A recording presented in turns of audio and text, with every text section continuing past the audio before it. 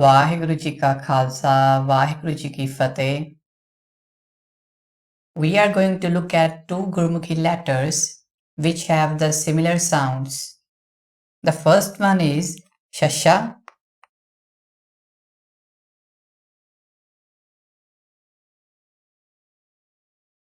and second one is Chacha.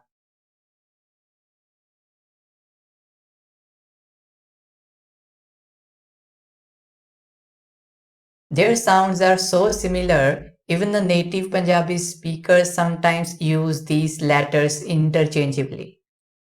And this is mainly in the Punjabi youth. We are going to look at the examples to understand the sounds that these letters have. This is Shasha and it is going to give me the sound of sh. From sh, we can have shuffle.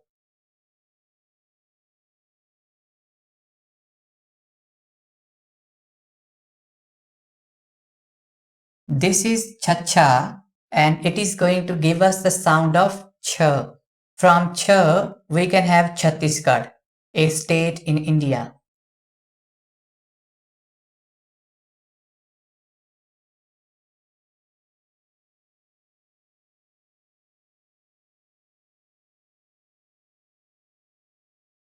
This is going to give us the sound of ch. Usually in Punjabi, we represent the sound of ch with C double H. But there is another way to represent this sound and that is S double H.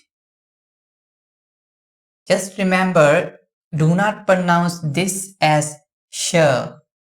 That will be the sound of this letter.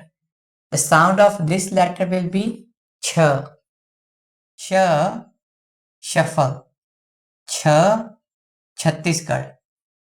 If you still have any questions related to these two letters, please let me know in the comment section below. Vaheguru Ji Ka Khalsa, Vaheguru Ji Ki Fateh.